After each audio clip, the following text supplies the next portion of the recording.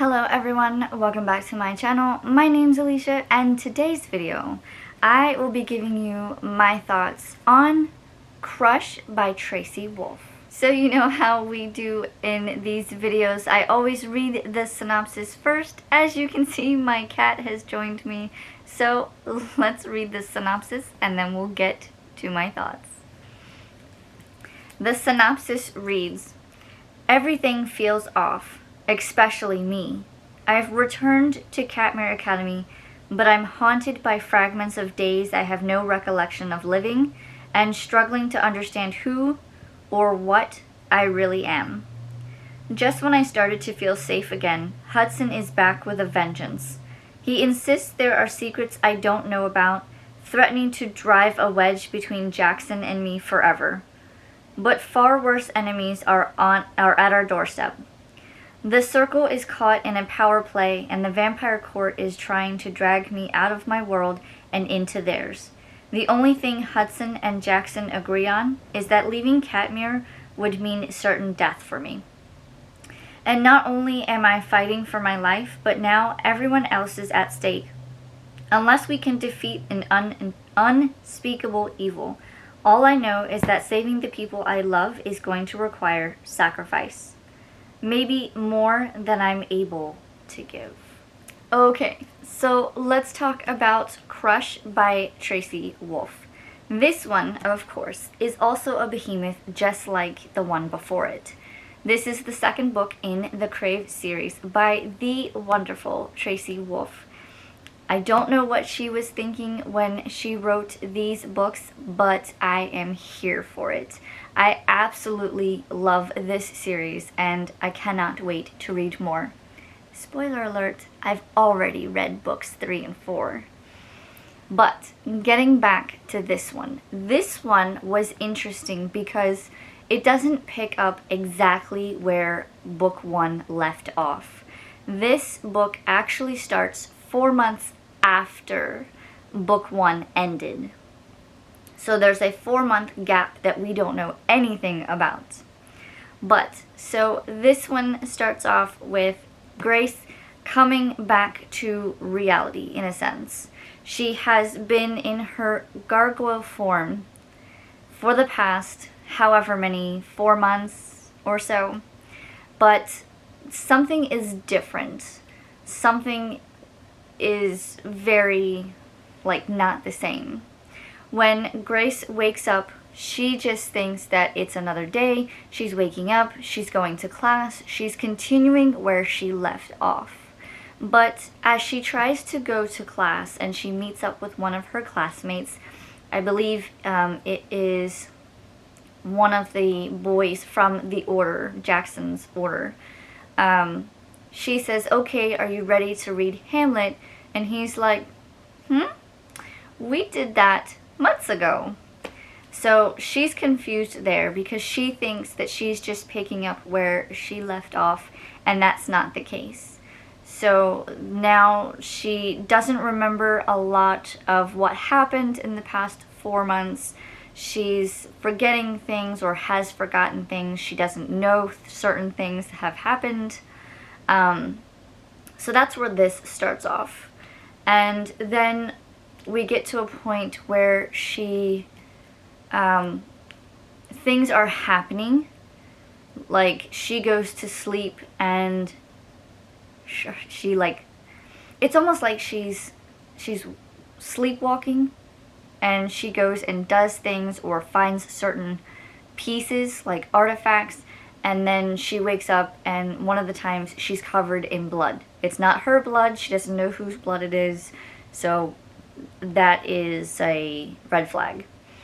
And then there's other instances quite the same. She's sleepwalking, doesn't remember, doesn't know what has happened or what she's done.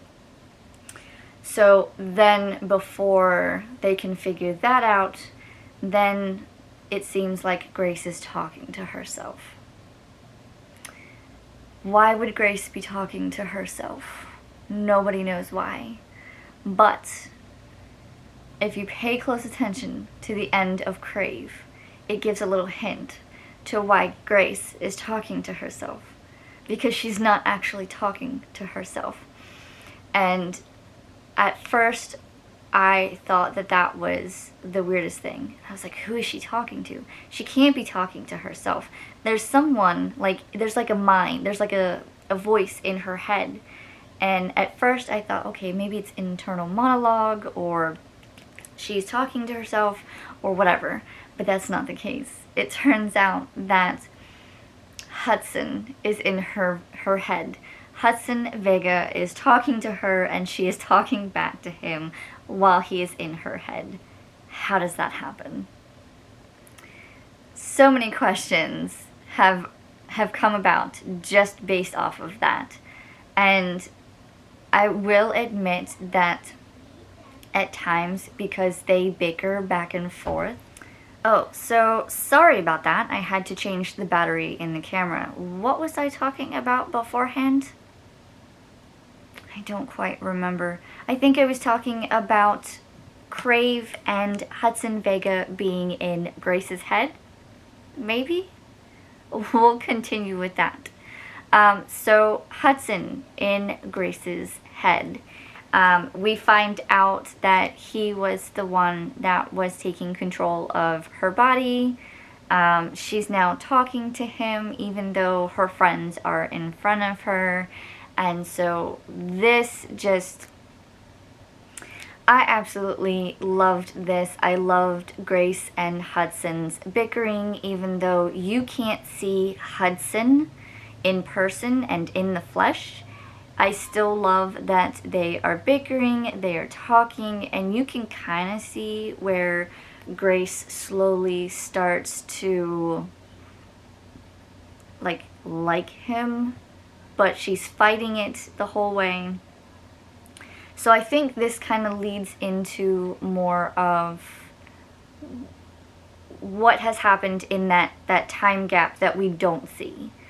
And I would really love to see the author write a book based on what happens in that time span. And I think I read somewhere that we will get that in one of the future books, but I will focus on this one. So there's a lot of things going on. We find out not only is Hudson Vega in Grace's head, but we are also getting to see now that we're finding them doing research. Apparently Grace is now a gargoyle, and she is the only gargoyle of her kind in the past 1,000 years. So they know nothing of why she is the way she is, what became of, like, why is she a gargoyle, what happens, what does this mean, because as far as they know, all of the gargoyles were killed in one of the wars, like, thousands of years ago. So this one I absolutely loved. Again, I love the writing style that Tracy Wolff does for this one. I love the characters. You can also see still the interactions with Jackson and Grace. It is if they still have their mating bond, but there's something that's fighting it. And I have a feeling that it's Hudson. Hudson is trying to keep Grace away from Jackson.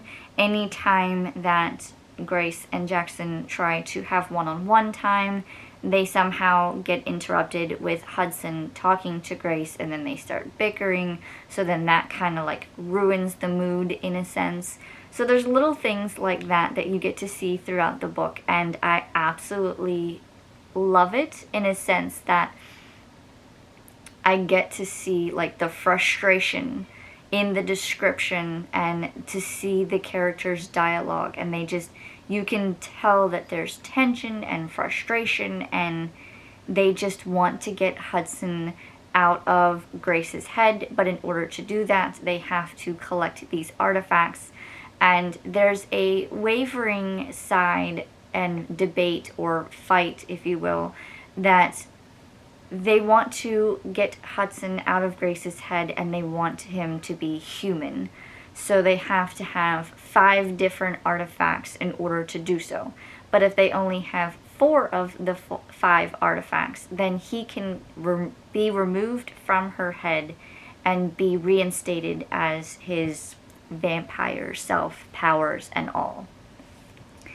Everybody doesn't want him to have his power. At this point, we're not sure what his power is.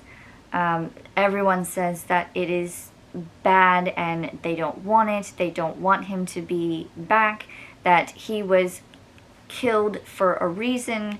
And so it's just interesting to see them go through trying to find the artifacts that they need. They go on numerous trips to visit people. I think one of them is they go and they see the bloodletter and they ask for her advice on how to find certain artifacts, and the bloodletter says that she can make it happen. So one of them is, you know, I guess procured in a sense. And so, and I don't remember, I think this is the one where they have a tournament, and in the just before the tournament something happens, and so I won't spoil it. You have to read it for yourself. But I really enjoyed reading this one. There were times where I laughed, I cried, I even got angry with some of the characters or for some of the characters, and I really enjoy when a book can bring out the emotions in me. It doesn't happen often, but this series brings out all of the emotions because it pulls at your heartstrings. It makes you frustrated. You can see the tension in everything going on. You root for some of the characters, you hate some of the characters, and I'm here for it, and I can't wait to read the rest of the series. If you like the paranormal stories, then this one is for you, definitely. Again, it has vampires, dragons, witches, werewolves, and now a gargoyle. I am looking forward to seeing where this series goes, especially with Grace being a whole new faction at Catmere Academy. Before there was only 4, now there's 5, and I really want to see what happens. I want to see what happens with all of these characters. I really hope that none of them disappear. I'll just say that. I don't want them to disappear or be taken or die or anything like that. You know how you always have that favorite character and then the author kills them off. I hope none of these have that fate. I really don't, because there are a couple that I don't really like. Cole, who is a werewolf, he is one that I'm not particularly fond of. And Cyrus, I believe, is also in this one. I don't have feelings about him in any way, shape, or form. He kind of, well, I can't say that, because he kind of angers me at the way that he's power hungry. But like Macy and Flint and Jackson and Grace, and there's a couple of others, but all of them, I hope that they make it through the rest of the series. So, with that being said, that is my review for Crush by Tracy Wolff. Again, I highly recommend it. I rated it 5 out of 5 stars, and I am looking forward to getting my hands on the next book. Well, that is all for me in this book review of Crush by Tracy Wolff. If you liked this and you want to read it or have read it, leave me a comment down below. But until next time, please like, comment, and subscribe. And I will see you in my next video. Bye.